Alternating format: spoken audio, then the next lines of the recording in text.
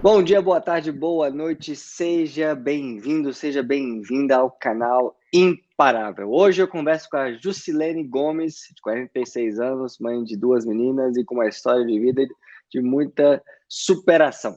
Concursada, ela é agente administrativo da Polícia Federal, mas sempre quis ir além. Foi quando decidiu se dedicar ao sonho de ser delegada. Aluna grande desde muito tempo, ela também resolveu fazer uma pós conosco para pontuar as provas de títulos. Mas sua história teve uma reviravolta e ela não fazia ideia que ela estava prestes a enfrentar os momentos mais difíceis da sua vida. Jusilene descobriu que estava com um câncer de tireoide já com metástase nos linfonodos cervicais. Ao receber o diagnóstico, ela ligou em nossa ouvidoria para informar que precisaria de um tempo a mais para concluir sua pós-graduação. E já ciente dessa situação, sabendo que era algo completamente atípico, cancelamos o seu contrato e abrimos outro sem nenhum ônus.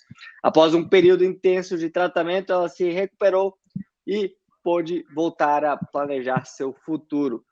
Ela retornou para continuar seus estudos conosco e, para nossa alegria, foi aprovada na fase objetiva do cargo de delegado da Polícia Civil de Rondônia e está se preparando para o teste de aptidão física, o famoso TAF. Conheça agora a história dessa imparável, a Jusilene Gomes. Jusilene, seja muito bem-vinda. Muito obrigado por estar aqui conosco hoje. Obrigada, eu que agradeço o convite, estou lisonjeada e eu sempre assisti vocês, nunca imaginei que eu ia estar aqui agora falando a respeito da minha trajetória, É, mas pode falar. is, eu resolvi aceitar para incentivar, né, as pessoas a não pararem, né? Sim, exatamente. E antes de contarmos um pouco dessa história imparável, quero pedir a você que assine nosso canal, ative as notificações, clique aí no sininho para você receber em primeira mão todos os vídeos que lançamos por aqui toda quinta-feira às 19 horas. Há 4 anos, uma nova entrevista para você. Bom, Jusilene, antes de conversarmos sobre a sua história do GRAM, eu gostaria de entender melhor sua situação de saúde, de dificuldade de saúde recentemente. Pode contar para nós como foi a descoberta do câncer, em qual momento dos estudos para concurso você estava e teve, consequentemente, de parar? Sim. Bom, Gabriel, eu resolvi voltar a estudar há uns 3 anos e meio, mais ou menos, e para delegado, né? Eu trabalho num ambiente policial e resolvi retomar meus estudos, né? Depois de muito tempo parada, né? Eu formei em 2009 para direito e até então, né, por ser concursada e como muita gente sabe, o concurso dá uma tranquilidade para a gente, né? Só que eu resolvi voltar a estudar até para dar força para as minhas filhas, né? Porque a mais velha, ela está fazendo faculdade, quer fazer concurso para área policial também, para perito, né, da Polícia Federal. Ela está fazendo química na UNB. E justamente para dar força para ela, eu resolvi voltar a estudar. Pra... Foi quando eu fiz assinatura, né, no GRAM, e comecei devagarzinho, voltando. E sempre me interessei pela carreira de delegado, né, de polícia. Eu falei, não, vou voltar a estudar e eu quero, almejando um concurso de delegado. Foi quando eu voltei. E no meio da minha preparação, nos exames de rotina, eu descobri, né, descobriram que eu estava com câncer de tireoide, já no estágio bem avançado e com metástase os linfonodos cervicais, que, assim, o câncer da tireoide, assim, ele é agressivo, mas quando eles migram para linfonodos, é muito difícil, entendeu? É muito difícil, porque uma cirurgia é muito agressiva. Eu passei por uma cirurgia muito agressiva, foram quase 10 horas de centro cirúrgico.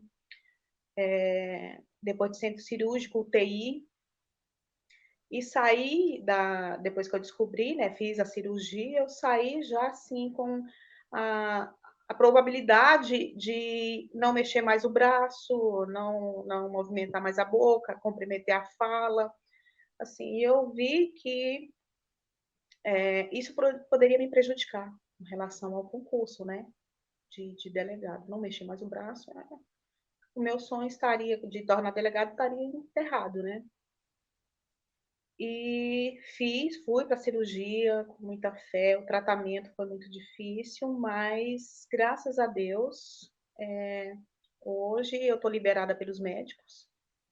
Saí da cirurgia sem nenhuma sequela, a não ser hormônio que eu tenho que tomar, né? Porque eu não tenho mais tireoide, a não ser os hormônios que eu tenho que tomar. Mas foi um período muito difícil para mim. E você estava fazendo uma pós-graduação conosco, além da assinatura limitada, e durante esse período e teve que parar tudo, né? Teve que suspender tudo e dedicar-se integralmente ao tratamento. Como é que era a sua rotina de tratamento?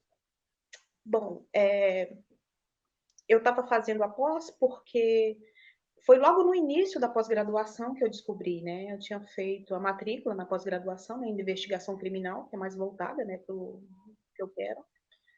E comecei, foi quando eu descobri o câncer, né? Você pode repetir a pergunta que eu não. E como é que era a sua rotina de tratamento? Como é que era? Que teve tratamento, teve cirurgia, teve o pós-operatório? Sim, Imagino que você não tenha conseguido nem estudar nessa época, né? Gabriel, por incrível que pareça, estudar foi o que me ajudou muito a passar por essa fase difícil. Tanto que às vezes eu ia pro hospital, nas minhas consultas, eu imprimia, né, alguns PDFs e estava lá esperando as consultas e lendo os PDFs, né? E no início, para te confessar, eu sentia até assim um pouco constrangida. Olha que só que besteira. Constrangida porque as pessoas pensarem assim, olha, a mulher está tratando câncer, está estudando, porque algumas pessoas veem o câncer, como a maioria, né, como uma sentença de morte. E eu não queria encarar essa fase da minha vida dessa forma. Eu queria encarar isso como uma oportunidade de crescimento, até porque eu tinha que mostrar força para as minhas filhas, entendeu? E eu estava viva, né? Não poderia, tipo, desistir dos meus sonhos nesse momento, mesmo sabendo que eu poderia morrer. E foi um momento que eu estudei. Eu não parei de estudar no tratamento. Mas, assim, eu não tinha a mesma rotina que eu estava tendo antes do descobrir o câncer, porque eu tinha que estudar um pouco, parava, não tinha, às vezes, não tinha força para continuar, a cabeça não estava boa para continuar. Foi quando eu tranquei a pós, né? Porque a pós precisa de uma frequência. E eu não conseguia seguir essa frequência, entendeu? E, inclusive, no meio do tratamento, eu ainda fui fazer prova de delegado no Paraná e no Pará. E, e nesses dois, num concurso eu fiquei para ir para a segunda fase por 1 ponto e no outro por 2 pontos. No meio do tratamento, né? Após a cirurgia, mas eu tinha que fazer ainda a iodoterapia, né? Porque não é só na cirurgia, a gente ainda faz tratamento de iodoterapia, né? E antes do tratamento de iodoterapia, eu estava lá no Paraná fazendo a prova de delegado de lá. Mas eu continuei estudando, sim, devagarzinho, no meu tempo, respeitando o meu limite, né, por causa da doença, mas eu continuei estudando. Então, estudar te deu esperança, né? De que estudar era a ponte ali para o seu futuro e que era a esperança que você ia passar por isso e ia ter outras conquistas depois. Pois é, eu colocava para as minhas filhas, né, que a minha filha maior tem 21 e a outra tem 16 anos, que eu queria mostrar para ela que todo mundo passa por problema e ninguém pode parar a vida porque está passando por problema. A gente tem que saber encarar. E foi isso que eu sempre ensinei para elas, porque foi isso que os meus pais sempre me ensinaram a vida inteira, entendeu? Que mesmo com as dificuldades a gente tem que seguir. A gente não sabe o futuro, né? Sim. E quando que você conseguiu retomar ali 100%, já com força total? Com força total foi assim que o meu médico me liberou, né? O meu cirurgião, que eu faço acompanhamento com ele até hoje, né? Aí eu perguntei se eu podia retomar minha vida, né? Ele falou, pode ir, vida nova a partir de hoje. Foi quando eu decidi voltar para pós, né? E liguei pro pessoal, foi quando eu expliquei a minha situação, né? E eles trataram com todo o carinho do mundo. Me senti, até falei para eles, olha, eu me senti muito acolhida. Eu acho que é isso que a gente precisa nesse momento, né? Uma pessoa que está passando por um problema tão sério é de acolhimento. E foi isso que eu tive o tempo todo. O que muda na vida, na percepção da vida depois de passar por uma situação como essa e poder ter essa, vamos chamar assim, de segunda chance? O que mudou assim na sua visão de vida? Faz a gente ressignificar muita coisa, né, Gabriel? A gente não pode levar tudo a ferro e fogo. Uma reprovação não é um fim do mundo, entendeu? E uma aprovação também não é, assim, do mesmo jeito que eu trato uma reprovação, que eu já tive muitas reprovações na minha vida, do mesmo jeito que eu trato uma aprovação, eu trato uma reprovação. São coisas que a gente tem que trazer para a vida da gente. A gente tem que saber ganhar e a gente tem que saber perder. E isso, com relação a isso, qualquer coisa que a gente faz na vida, a gente tem que saber ganhar e a gente tem que saber a perder. E como eu te falei, eu foco muito nas minhas filhas. Tudo que eu procuro fazer da minha vida é para dar um espelho. É o que eu sempre falo e que minha mãe sempre falou para mim, que o exemplo, o conselho, ele te ajuda, mas o exemplo ele te arrasta. Não é com todo mundo, mas assim, eu não podia me dar o direito de me abater porque eu queria dar exemplo. Estar conversando com você hoje é uma forma também de dizer para as pessoas que estão passando por problemas graves, que seja um câncer ou qualquer outra coisa, que não é o fim, entendeu? Não é uma sentença de morte. E a gente tem que continuar seguindo. A gente não sabe que é o dia de amanhã.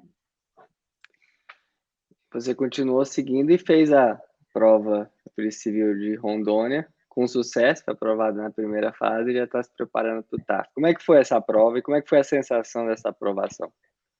Olha, é até uma coisa engraçada. Quando eu passei para a Polícia Federal,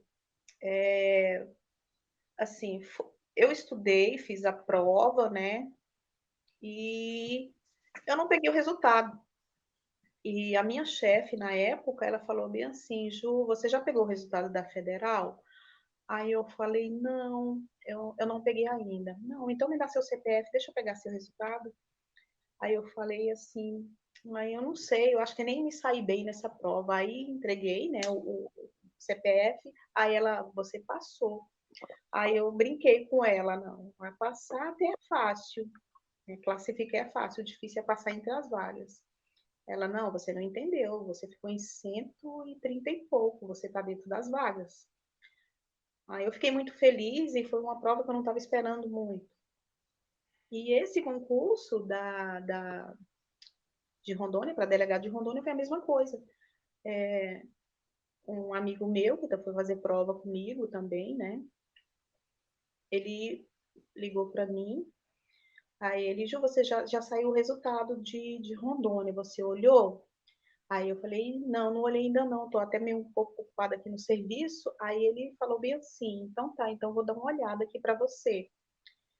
Aí passa um pouquinho, aí ele manda mensagem. Aí ele, deixa eu te falar uma coisa. Você sabia que você passou, né? Você tá classificada para a próxima fase. Aí eu falei, sério? Eu tô classificada? Por quê? Que eu fiquei assim, meu Deus, tô classificada? Porque das provas que eu fiz, foi a que eu achei que eu não tinha ido bem, entendeu? Tanto que eu coloquei até em xeque se eu iria ou não continuar, porque eu tenho 46 anos de idade, entendeu? Eu não tô. Tem muita gente novinha lá com 20, 25 anos de idade, e eu já tenho 46 anos de idade. E às vezes eu colocava até em xeque, eu, na minha idade, voltar a estudar e seguinte, meu colega falou o seguinte para mim, não, Ju, não pensa desse jeito não. E quando ele me falou, né, que eu tinha passado, eu fiquei muito feliz, logicamente, né? Mas aí eu cheguei em casa, olhei e vi que meu nome estava classificado para a próxima fase, né? Mas eu não estava esperando, entendeu? Apesar de estar me preparando, eu não estava esperando, com aquela expectativa. Tanto que eu cheguei em casa e falei para o meu marido, bem assim, aí eu não vou mexer com isso mais não. Eu acho que essa prova, de todas que eu fiz, eu acho que foi a mais desastrosa. Ele, não, calma, você nem pegou o resultado, e por incrível que pareça, foi a que me deu essa chance de ir para a próxima fase. Teve alguma técnica ou método ou rotina de estudo diferente que você usou para essa prova da Polícia Civil de Rondônia, ou seguiu a linha das demais, só foi uma melhoria ali do tempo acumulado, da bagagem acumulada? Olha, a gente tem uma bagagem, a gente vai acumulando, né? Mas o que eu usei muito é o projeto 80-20, né? Do GRAM, que são a gente revisar o máximo, né? 20%, 80% daquilo que cai na prova, 20% do que você está estudando ali. E para mim deu super certo, entendeu? Deu super certo. Eu amo o projeto 80-20. A gente está assistindo as aulas lá, fazendo questões, para mim é o máximo, entendeu? E eu só dei essa refinada. Ao invés de ficar com aqueles PDFs, né, que eu gosto muito de ler, eu peguei só questões de concursos anteriores e assistindo o projeto 80-20 também, que me ajudou muito. Mas a gente vem, né, de uma bagagem acumulada, né? Assisti muito a aula do professor Aragonês, já assisti todas as aulas dele, do Érico Palazzo, as aulas de peça da Luana, da Vico, as aulas do professor Gustavo Brígido, que são maravilhosas. O professor Gustavo, além de ser um excelente professor, assim, quando a gente estava para baixo no tratamento do câncer, ele falava coisa que parecia que estava direcionada para mim. E foi maravilhoso. Foi maravilhoso. Como que você conciliava trabalho e estudo? Porque você trabalha, né, como agente administrativo da Polícia Federal, é um trabalho integral, e também Sim, estudava. Como é que você dividia seu tempo e dava conta disso? Ainda tem as filhas, né? 2 filhas, casa, sim, marido, né? tudo. Uhum. Bom, eu, de manhã, como eu te falei, assim, eu nunca fui uma pessoa sedentária, sempre pratiquei exercício de manhã, ia para academia, voltava, me arrumava e ia para o trabalho. O meu horário de almoço era único e exclusivamente para poder estudar, entendeu? Sentava lá na minha cadeirinha e o pessoal já via, né, que eu estava estudando e me deixava. Ficava no serviço até mais tarde, né, depois do expediente, ia estudar. E na reta final, quando saiu o edital para delegado de Rondônia, eu acordava em média 4h30 da manhã, né, fazia um café ali, estudava até mais ou menos umas 7 horas da manhã, que era o horário que eu tinha que levar minha filha para a escola, né? Essa era a minha rotina. Eu estudava meu horário de almoço à noite e acordava muito cedo. Na reta final de delegado de Rondônia, foi acordando de madrugada para poder estudar. A mente ficava mais fresquinha. Juscelino, qual o seu conselho para quem está nos acompanhando hoje? Talvez desmotivado, talvez enfrentando uma grande dor, um grande desafio na vida. Você enfrentou, acho que talvez o maior que a gente pode enfrentar, que é esse duelo ali entre a vida e a morte e essa incerteza tão grande. Qual o seu conselho para que essa pessoa que talvez até pausou nos estudos, não sabe se vai conseguir, o que você diria para ela seguir em frente, ser imparável como você foi e é na sua trajetória? O conselho que eu dou é nunca desista, né? Não desiste, entendeu? O sonho é seu. Se está no seu coração, acho que foi Deus que colocou ele lá dentro, entendeu? Porque é o que eu te falo. E nesse momento que eu fiquei em tratamento, eu pedia para Deus, se não for para mim, tire do meu coração, mas tire de uma forma que não me doa. E nunca saiu, entendeu? Sempre ficou aqui, mesmo durante o tratamento. O conselho que eu dou é não desiste não, entendeu? Não desiste, mesmo passando por problemas. Problemas a gente tem, entendeu? Não escute pessoas que te deixam para baixo. Tem uma frase que eu gosto muito, que seja um incentivador de pessoas. A gente já tem crítico demais no mundo, né? A gente tem que incentivar pessoas. E é o que eu faço hoje. E quando eu aceitei o convite de falar, justamente por isso, para incentivar pessoas, entendeu? Não desistir, não desista por você, primeiramente por você, não desista pela sua família, pelos seus filhos, pelo seu marido, pela sua mãe. Eu venho de uma família de educadores, meus pais sofreram muito quando eram mais novos, quando eu era criança, e eles nunca desistiram. Eu não tenho esse direito de desistir de mim, entendeu? É ser imparável, né? É isso que eu falo. Não desista.